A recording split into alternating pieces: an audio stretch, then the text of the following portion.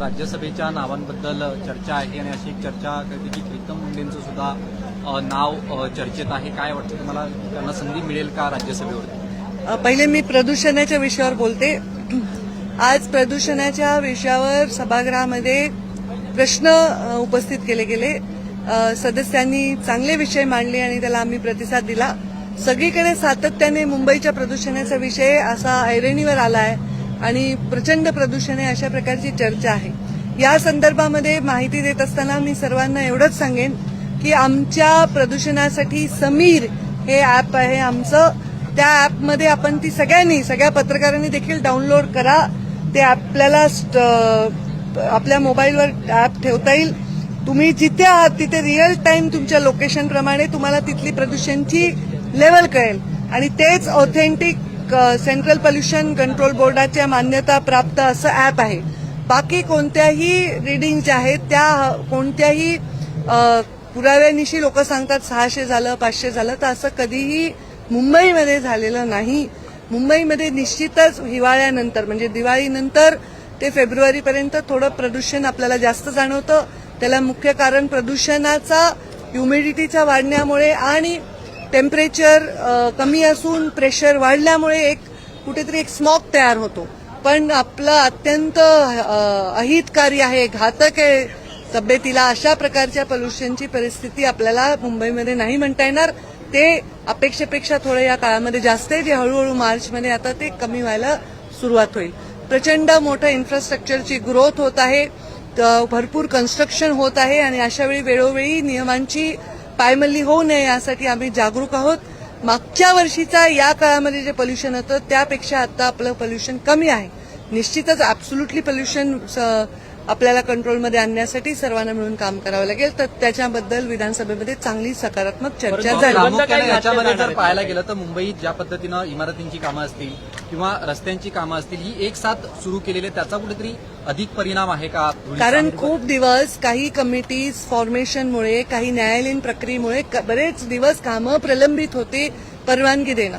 त्यामुळे ते एका वेळी सुरू झाले. आपल्याकडे मेट्रोचं काम चालू आहे, हायवेजचं कामं चालू आहे, दुरुस्तीची कामं चालू आहेत, इन्फ्रास्ट्रक्चरचं काम चालू आहे.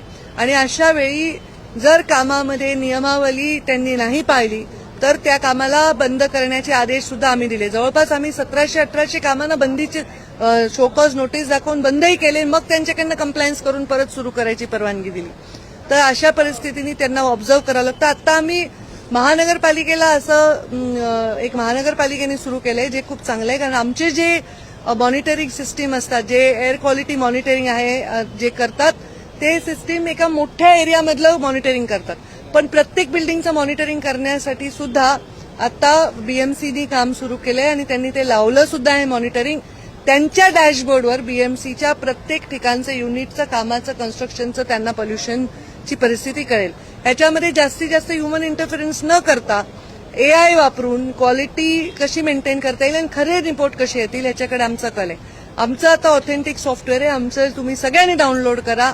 तर त्या सॉफ्टवेअरला मी माझ्या ट्विटरवर माहिती देते आणि तिथे तुम्हाला पोल्युशन खरं काय कळेल. कोणी म्हणते आज 320 आहे, पण माझ्या सॉफ्टवेअरवर काय दाखवते ते ऑथेंटिक आहे. आणि असं म्हणण्याने आपल्या ग्रोथवर, आपल्यामध्ये येणाऱ्या लोकांच्या मानसिकतेवर परिणाम होत असतो. आज आमदारांनी सकारात्मक चर्चा केली आहे आणि त्याला सकारात्मक उत्तर दिली आहे, चांगली चर्चा. पण मुंबई महानगरपालिकेच्या हद्दीत येणारी अनेक रस्त्यांची कामं सुरू आहेत सध्या, परंतु अनेक रस्त्यांची कामं जी आहेत ती विनापरवानगी देखील काढली जाते, तिथचे रस्ते खोदले जातात. यापूर्वी देखील मनसेच्या संदीप देशपांडेंनी या सगळ्या संदर्भात आरोप सुद्धा केलेले होते की कोणत्या तरी कंपनीला आपल्या वायर. आता बीएमसीचा विषय मला आपण विचारू नये, म्हणजे हा विषयच माझा नाही. राज्यसभेच्या बाबतीत प्रीतम मुंडेंचं नाव चर्चेत आहे. पुन्हा एकदा संधी त्यांना दिली जाऊ शकते का? हे पहा, राज्यसभेच्या बाबतीत अनेक नावं चर्चेत आहेत. तर त्यामधलं एक नाव प्रीतम मुंडे यांचं आहे. कारण त्या खासदार होत्या 10 वर्ष आणि यावेळी पक्षाच्या आदेशानुसार मला त्यांनी लोकसभा लढवली होती आणि नॅचरली प्रीतमताईंनी उपाध्यक्ष म्हणून परदेशाचं काम केलंय, खासदार म्हणून केलंय. त्याचबरोबर अनेक नावं आणखी पण चर्चेत आहेत.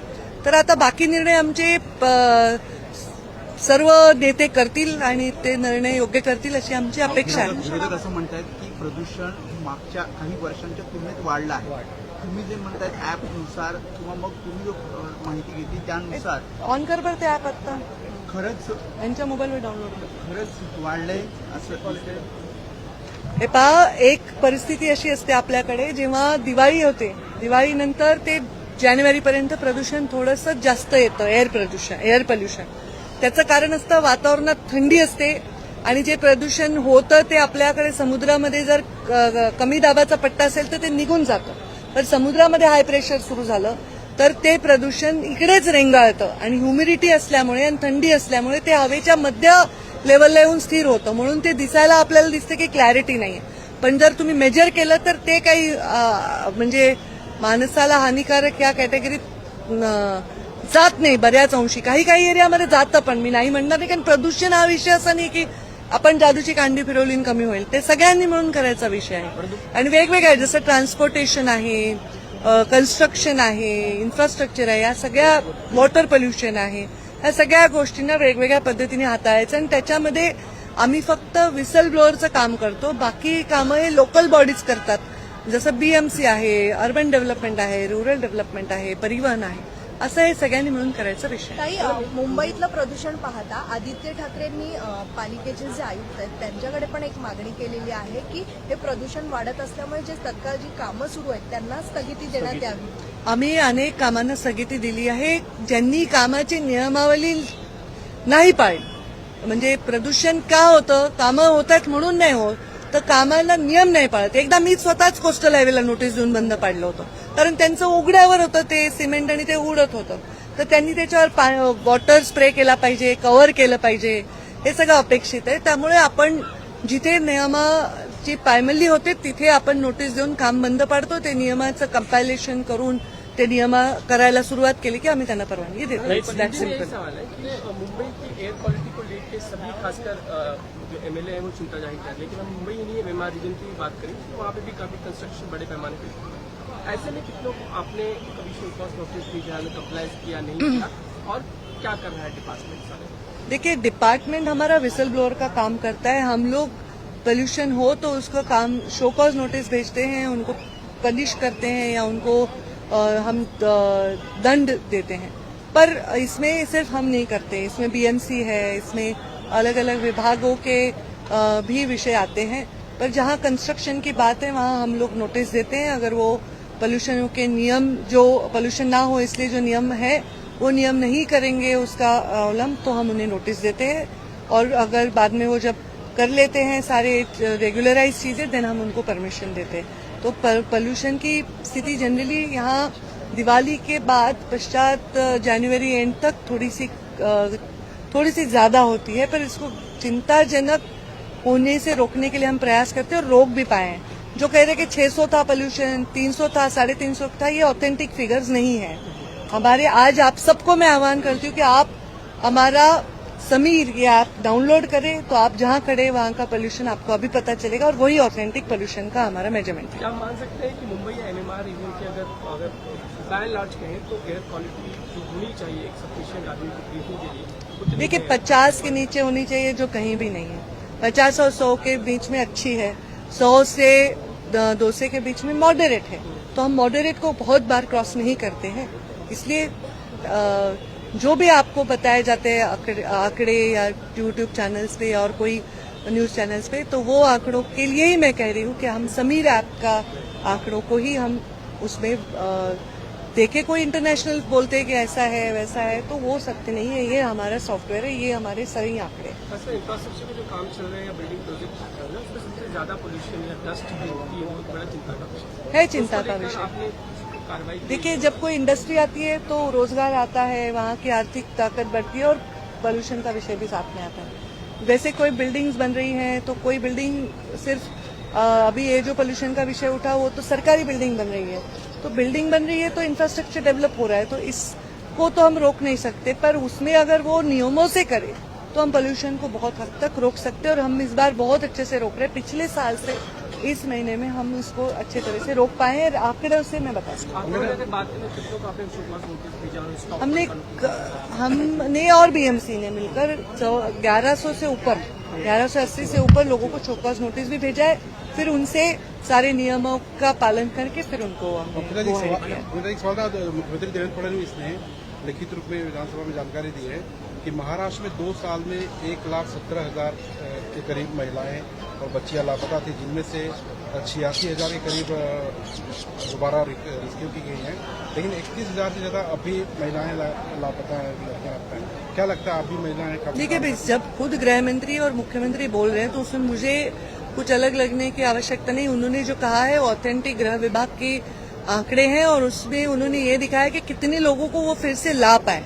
तो मैं उसको देखती हूँ कि वो जो रेट है वो सक्सेस है और उसके बारे में पुलिस अच्छे से कार्रवाई करके बचे हुए लोगों को भी लाएं। लापता का अर्थ कोई अपने विष से गए हुए हैं, कोई खोए हुए हैं, कोई और नहीं मिल रहे, उसके अलग अलग सबके कारण हैं। तो इसमें मुझे लगता है मुख्यमंत्री जी ने जो कहा है उसके ऊपर मुझे कुछ अलग से कहने की आवश्यकता राजनीति नहीं। करता नजर आ रहा है कि महिलाएं मिसिंग है और उसको रिकवरी नहीं हो पाती, उनको ढूंढा नहीं जाता। लॉ एंड ऑर्डर बहुत बड़ा विषय महिलाओं के बारे में। देखिए, विपक्ष अपना विषय रखता है और उसको बहुत अच्छे से आंकड़ों के साथ हमारे मुख्यमंत्री जवाब दे रहे हैं। तो हर चीज में एक मुद्दा रखना उनका हक है और उस मुद्दे को सही करना हमारा कर्तव्य है, तो हम अच्छे से कर रहे हैं। मॅडम एक प्रश्न, लोकटेमध्ये इथलीची प्रदूषणकारी कंपनी येणार म्हणून तुम्ही लोक आंदोलन करताय, तर त्याच्यावरती राज्य सरकार काही करणार, कारण की कंपनीच्या विरुद्ध आंदोलनासह बसले, उपोषणाला सुद्धा बसले तिकडच्या ग्रामस्थ मंडळी. हे पहा, मला जे माझ्या अधिकार आहे पर्यावरण खात्याचे, त्याच्यात जे आम्ही टिक टिक टिक बॉक्स करून परवानगी देतो तेवढे अधिकार, आणि त्याच्यामध्ये आंदोलनकर्ते कोणत्या कारणासाठी बसलेत ते कारण त्याच्यामध्ये आहेत का नाही हे तपासून पाहावं लागेल. प्रदूषणकारी कंपनी आहे म्हणून ते प्रदूषणकारी कंपनी म्हणजे कशाची तुम्ही तरी सांगा. रसायन कंपनी कसलं रसायन? ती इटलीमध्ये जे घातक रसायन बनवून जाणार होतं हे त्याच्यामुळे असंच होतं ना, मग ते आपल्याकडे माहिती नसते पुरेशी, मग आपण म्हणतो एक प्रदूषणकारी कंपनी. अशी कुठली कंपनी नसते जी प्रदूषणकारी नावाची असते. ती रासायनिक बनवत असेल तर ती रासायनिक बनवण्याच्या नॉर्म्समध्ये असते. जर प्रदूषण करणारी कंपनी असेल तर ते रेड झोनमध्ये जातं. तिथे कोणत्या सिव्हिलाइज्ड अशा एरियामध्ये त्यांना परवानगी दिली जात नाही. तरी मी तपासते, कारण तुम्ही स्पेसिफिक विचारले त्याची आत्ता माझ्याकडे माहिती नाही. काही मुंबई पाठोपाठ पुण्यात देखील मोठ्या प्रमाणात वायू प्रदूषण होत आहे. पुण्यात देखील हवेमध्ये मोठ्या प्रमाणात हे पहा, आपल्याकडे डिफॉरेस्टेशनमुळे, झाडी कमी झाल्यामुळे, आपल्याकडे अर्बनायझेशनमुळे हे विषय आपल्यासाठी आयुष्यामध्ये येणारे विषय आलेले आहेत. हे चॅलेंजिंग विषय, आणि ह्याला कमी करायचं असेल तर कार्बन कमी केलं पाहिजे, झाडी वाढवली पाहिजे, धुराळा कमी करण्यासाठी नगरपालिकांनी वेगवेगळे प्रयोजन केले पाहिजे, आणि हे सगळे लोकल बॉडीजनी करण्याचे विषय आहेत. नाही केले तर आम्ही नोटीस देतो. तज्ञ लोक काही